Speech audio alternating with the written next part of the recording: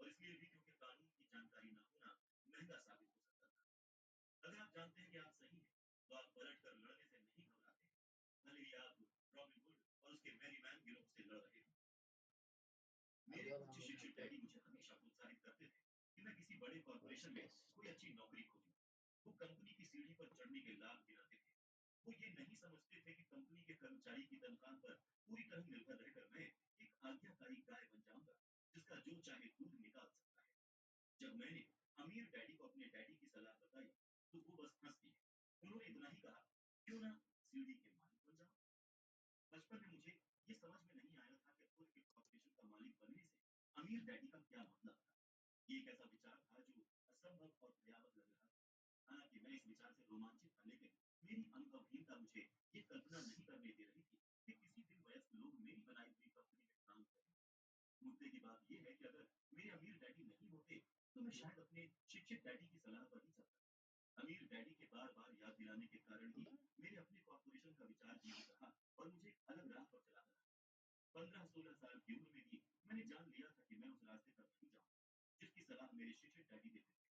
मैं नहीं जानता था कि मैं ये कैसे करूंगा, लेकिन मैंने ठान लिया था कि मैं उस दिशा में आगे नहीं बढ़ूंगा जिसमें मेरे अधिकतर सहपाठी जा रहे थे। इस फैसले ने मेरी जिंदगी बदल दी।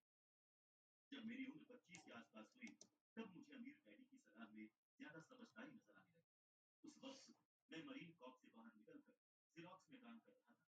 मुझे बहुत पैसे मिल रहे थे, लेकिन जब भी मैं अपने वेतन को देखता था, मुझे हमेशा निराशा होती थी। कटौतियां बहुत ज्यादा होती थी और मैं जितनी ज्यादा मेहनत करता था, वो उतनी ही बढ़ती जाती थी।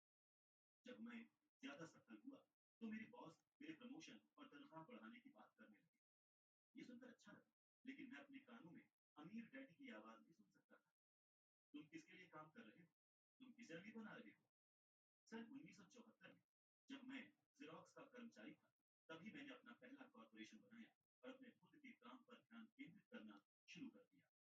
मेरे संपत्ति वाले कॉलम में पहले से ही कुछ संपत्तियां थी, लेकिन अब मैंने संकल्प ले लिया था कि इस कॉलम को ज्यादा बड़ा बनाने पर ध्यान केंद्रित करूंगा। कटौतियों वाली तनख्वाह को देख देख कर मुझे अमीर डैडी की बरसों तक दी गई सलाह में ज्यादा समझदारी दिखने लगी। अब मैं देख सकता था कि अगर मैं अपने शिक्षित डैडी की सलाह पर चला, तो मेरा भविष्य क्या और कैसा होगा।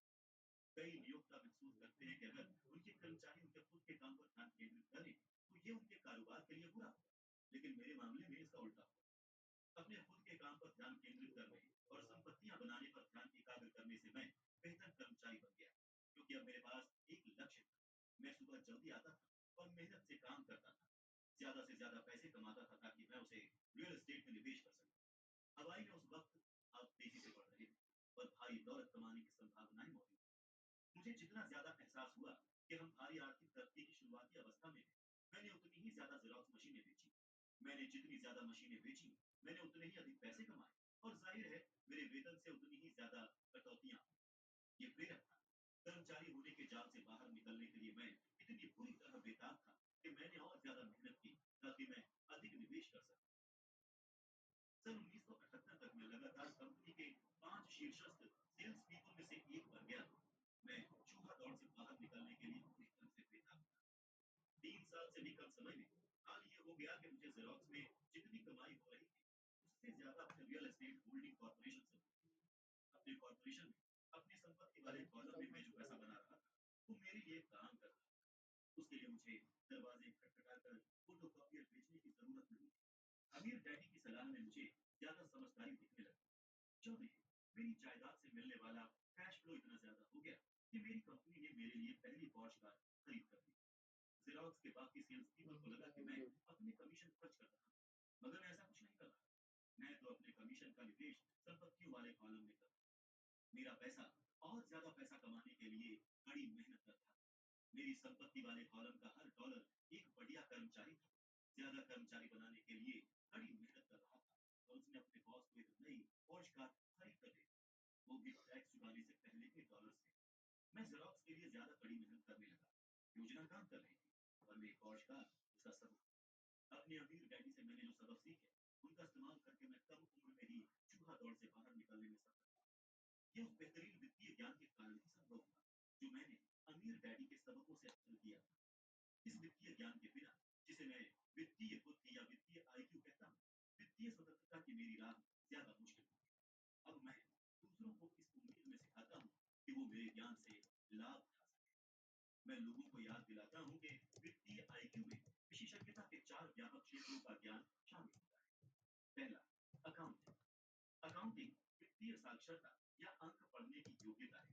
अगर आप एक साम्राज्य खड़ा करना चाहते हैं तो ये एक अनिवार्य योग्यता है। आप जितने अधिक पैसे के लिए जिम्मेदार होंगे उतने ही ज्यादा सूक्ष्म ज्ञान की जरूरत होगी, वरना आपका साम्राज्य ताश के पत्तों के महल की तरह फैल जाएगा। ये विवरण बाएं मस्तिष्क वाला हिस्सा है। वित्तीय साक्षरता का मतलब है फाइनेंशियल स्टेटमेंट्स पढ़ने और समझने की योग्यता, जिसकी बदौलत आप किसी कारोबार की शक्तियों और कमजोरियों को पहचान सकते हैं। दूसरा, निवेश।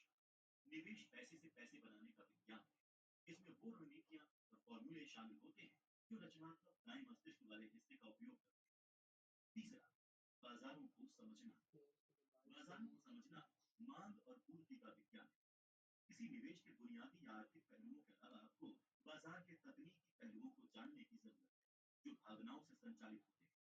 बाजार की वर्तमान परिस्थितियों को देखते हुए निवेश में समझदारी नजर आती है या नहीं। चौथा, कानून।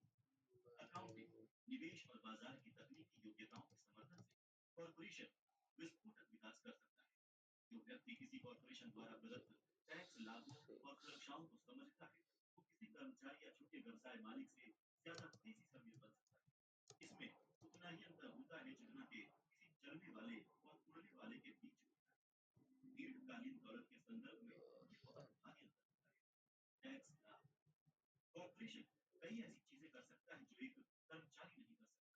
मिसाल के तौर पर ये टैक्स चुकाने से पहले खर्च कर सकता है। ये विशेषज्ञता का एक ऐसा क्षेत्र है जो बहुत रोमांचक है। कर्मचारी कमाते ही टैक्स चुकाते हैं और बचे हुए पैसों से अपना खर्च चलाते हैं। कॉरपोरेशन कमाता है, जितने पैसे खर्च कर सकता है खर्च करता है। अगर कुछ बचता है तो उस पर टैक्स चुकाता है। ये टैक्स कानून के सबसे बड़े क्षेत्रों में से एक है और अमीर लोग इसका भरपूर इस्तेमाल करते हैं। कॉरपोरेशन बनाना आसान है और इसमें ज्यादा पैसा भी नहीं लगता है, बशर्ते आपके निवेश अच्छा कैश फ्लो दे रहे हो। मिसाल के तौर पर अपने कॉरपोरेशन के मालिक होने पर आप वेकेशन मनाने के लिए हवाई जाते हैं और वही बोर्ड मीटिंग रख लेते हैं। इस तरह कार का भुगतान, बीमा, मरम्मत और हेल्थ क्लब सदस्यताएं कंपनी के खर्च में डाल दिए जाते हैं। रेस्तरां में लिए गए ज्यादातर लंच या डिनर भी आंशिक खर्च ही होते हैं, लेकिन ये सारा खर्च टैक्स चुकाने से पहले कानूनी रूप से किया जाता है। मुकदमों से सुरक्षा। हम मुकदमेबाजी को पसंद करने वाले समाज में रहते हैं। हर कोई आपकी मेहनत से फायदा उठाना चाहता है। अमीर लोग मुकदमों से बचने और अपनी संपत्तियों की रक्षा करने के लिए अपनी ज्यादातर दौलत कॉरपोरेशन और ट्रस्ट का उपयोग करके छिपा देते हैं। जब भी कोई किसी अमीर व्यक्ति पर दावा ठोकता है तो उसे पता चलता है कि वो कानूनी कवच पहने है और दरअसल किसी भी चीज का मालिक नहीं है। अमीर लोग हर चीज पर नियंत्रण रखते हैं, परंतु किसी चीज के मालिक नहीं होते। गरीब और मध्यम वर्गीय लोग हर चीज के मालिक बनने की कोशिश करते हैं। इसीलिए जब उन पर दावा ठोका जाता है तो वो सरकार या अमीरों पर दावा ठोकने के शौकीन साथी नागरिकों के हाथों अपनी संपत्ति गंवा बैठते हैं। उन्होंने ये रॉबिन हुड की कहानी में सीखा था, अमीरों से छीन लो और गरीबों में बांट।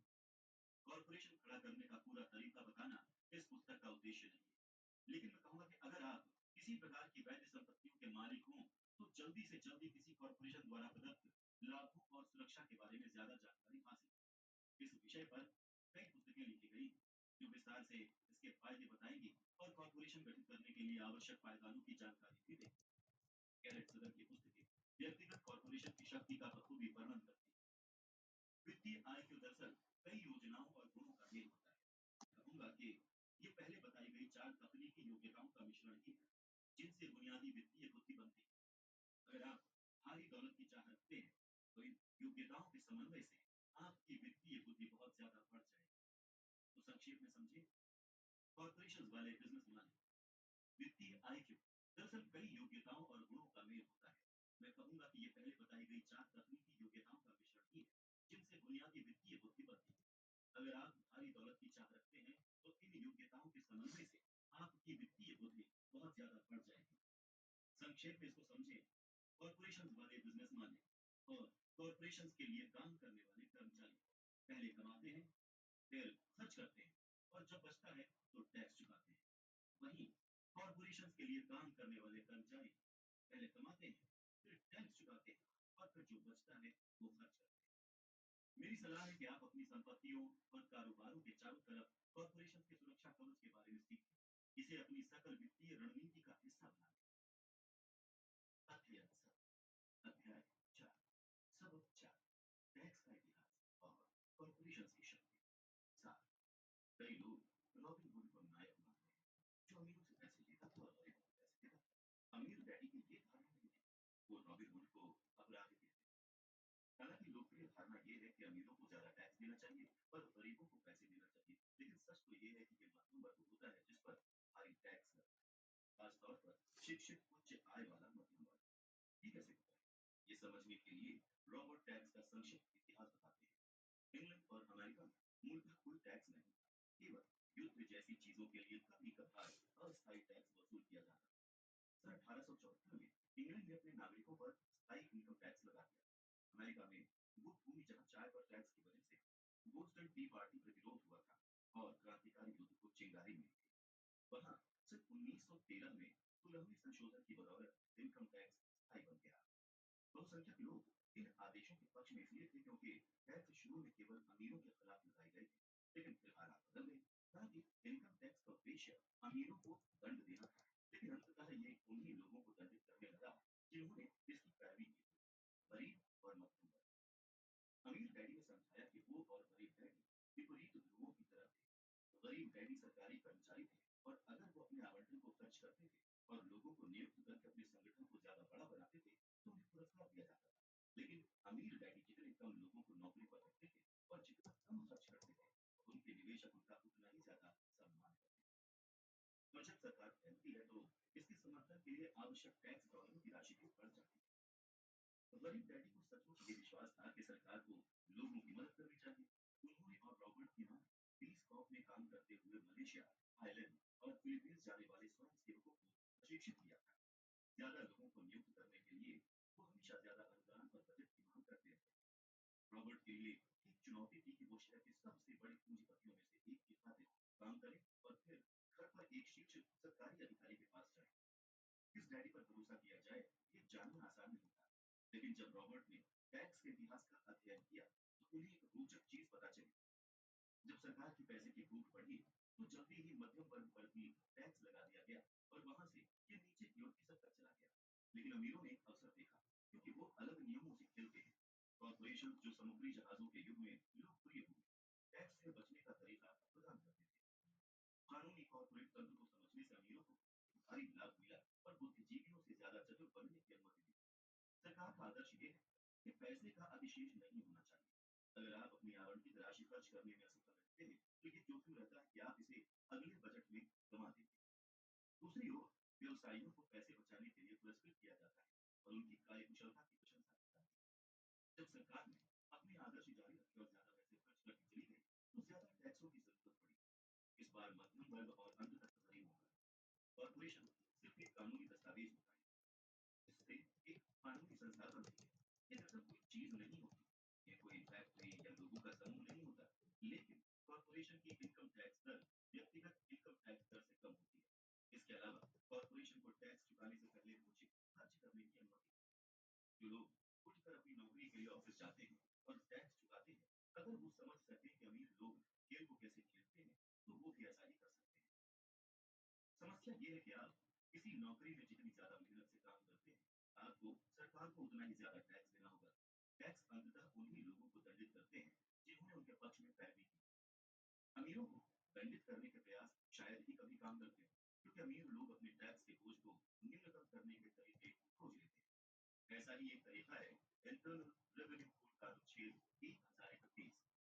इसमें बेचने वाले को किसी मकान या जमीन बेचने से पूर्व मुनाफे पर टैक्स नहीं देना पड़ता, अगर वो उससे महंगा मकान या जमीन खरीद ले। जब तक आप पुरानी रियल एस्टेट बेचकर ज्यादा महंगी रियल एस्टेट खरीदते रहे, तब तक आपको मुनाफे पर टैक्स नहीं देना पड़ता। जो लोग कानून द्वारा दी जाने वाली इन टैक्स बचतों का लाभ नहीं उठाते, वो अपनी संपत्ति वाले कॉलम को मजबूत करने का बहुत बड़ा मौका गंवा रही है। जब अमीर डैडी रॉबर्ट को मार्गदर्शन दे रहे थे तो उन वर्षों में वो उन्हें ये सिखाने की कोशिश कर रहे थे कि ज्ञान ही शक्ति है। और पैसे के साथ वो भारी शक्ति आती है, जिसे बनाए रखने और कई गुना करने के लिए सही ज्ञान की जरूरत होती है। इस ज्ञान के बिना संसार आपको चारों ओर झकाता रहता है। टैक्स अधिकारी वो दबंग व्यक्ति होता है जो हमेशा ज्यादा ले लेगा, बशर्ते आप उसे लेने दें। अपने पैसे से अपनी खातिर काम कराकर उसे ऐसा ना करने दें। चतुर टैक्स परामर्शदाता और वकीलों की फीस चुकाने से फायदा होता है, क्योंकि ये सरकार को टैक्स देने से ज्यादा सस्ता पड़ता है। कानून न जानना महंगा पड़ता है। लगभग 25 साल के आसपास जब वो मरीन कॉर्प से बाहर निकले और जेरोक्स के लिए काम कर रहे थे, तब रॉबर्ट निराश हुए कि उनके वेतन से कितना ज्यादा टैक्स कट जाता है। इससे वो 1974 में अपना पहला कॉरपोरेशन बनाने के लिए प्रेरित हुए। इससे वो रियल एस्टेट में निवेश करने की खातिर अधिकाधिक पैसा इकट्ठा करने की फिराक में अपने दिन की नौकरी में ज्यादा कड़ी मेहनत करने के लिए भी उत्साहित। वो जेरोक्स के शीर्ष 30 पीपल में से एक बन गए। 3 साल से भी कम समय में वो अपने रियल एस्टेट होल्डिंग कॉर्पोरेशन से इतना कमा रहे थे, जितना जेरोक्स में काम करके नहीं कमा रहे थे। उनकी कंपनी ने उनके लिए उनकी के साथ सहमत या असहमत होने की जरूरत नहीं है। लक्ष्य तो ये समझना है कि रॉबर्ट क्या कह रहे हैं। याद रखें, ये पाठ्यक्रम सहयोगी और समर्थक बनने के लिए तैयार किया गया है। दो दिमाग एक से बेहतर होते हैं। अगर आप रॉबर्ट की कही बात को नहीं समझ पाते हैं तो संकोच ना करें, समझने में मदद मांगे। हर उदाहरण पर बातचीत करने का समय निकालें जब तक कि आप इसे समझ न लें। मेरे अमीर डैडी ने खेल को चतुराई से खेला और उन्होंने इसे कॉरपोरेशनों के जरिए खेला। अमीरों का सबसे बड़ा रहस्य। वास्तविकता यह है कि अमीर लोगों पर टैक्स नहीं लगता है। ये तो मध्यम वर्ग है जो गरीबों के लिए भुगतान करता है, खासतौर पर शिक्षित उच्च आय वाला मध्यम वर्ग। हर बार जब लोग अमीरों को दंडित करने की कोशिश करते हैं तो अमीर चुपचाप नहीं मान जाते, वो प्रतिक्रिया करते हैं। उनके पास परिस्थितियों को बदलने के लिए पैसा, शक्ति और इरादा होता है। वो वहां पर चुपचाप बैठकर स्वेच्छा से ज्यादा टैक्स का भुगतान नहीं करते। अगर आप पैसे के लिए काम करते हैं तो आप शक्ति अपने नियोक्ता के हाथ में सौंप देते हैं। अगर पैसा आपके लिए काम करता है तो आप शक्ति रखते हैं और इसे नियंत्रित करते हैं। जो व्यक्ति किसी कॉर्पोरेशन द्वारा प्रदत्त टैक्स लाभों तथा सुरक्षाओं को समझता है, वो उस व्यक्ति से बहुत ज्यादा तेजी से अमीर बन सकता है जो एक कर्मचारी है या छोटे व्यवसाय का अकेला मालिक है। ये पैदल चलने और उड़ने जैसा फर्क होता है। कर्मचारी कमाते हैं, टैक्स देते हैं और फिर बचे हुए पैसे पर जीवन यापन करने की कोशिश करते हैं। कॉर्पोरेशन कमाता है, हर चीज खर्च करता है जो ये कर सकता है, और फिर जो बचता है उस पर टैक्स देता है। ये उन सबसे बड़े टैक्स क्षेत्रों में से एक है जिसका उपयोग अमीर लोग करते हैं। अतिरिक्त प्रश्न। अब इस अध्याय में रॉबर्ट की कई बातों की समझ के साथ इसमें बताई गई कहानियों को खुद पर और अपने जीवन पर लागू करने का समय है। खुद से प्रश्न पूछें और अपने अध्ययन साझेदार के साथ उन पर विचार विमर्श करें। खुद के साथ और अपने साझेदार के साथ ईमानदार बने।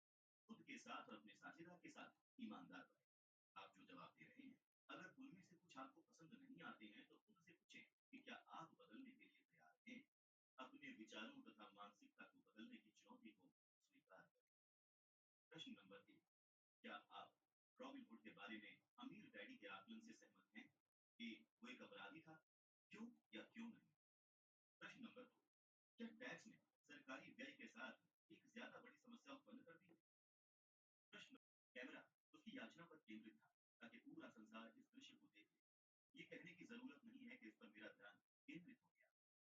सन 1984 से मैं सिखाने के पेशे में हूँ। ये एक बेहतरीन और पुरस्कारदायक अनुभव रहा है। ये एक विचलित करने वाला पेशा भी रहा है, क्योंकि मैं हजारों लोगों को सिखा चुका हूँ और मैं सभी में एक साझी बात देखता हूँ जिनमें मैं भी शामिल हूँ। कुछ के लिए ये कारगर होता है जबकि बाकी डर जाते हैं। मुझे एहसास हो चुका है कि पैसों के मामले में ज्यादातर लोग सुरक्षित खेल खेलना चाहते हैं। मैंने से जुड़ गई और अमेरिका का वर्चस्व कायम हो गया। उस सहेली का हाल ही में तलाक हुआ था। स्त्री धन तय करने की प्रक्रिया में होती थी। मैं जब भी बोर हो जाता था और मेरा दिमाग इधर उधर भटकने लगता हूँ कि वो खेलों को इस नजरिए से देखें कि ये उनके ज्ञान और अज्ञान की झलक दिखाता है। सबसे महत्वपूर्ण बात, खेल व्यवहार की झलक दिखाते हैं। लोग मुझसे पूछते हैं कि अगर सामने वाला पैसे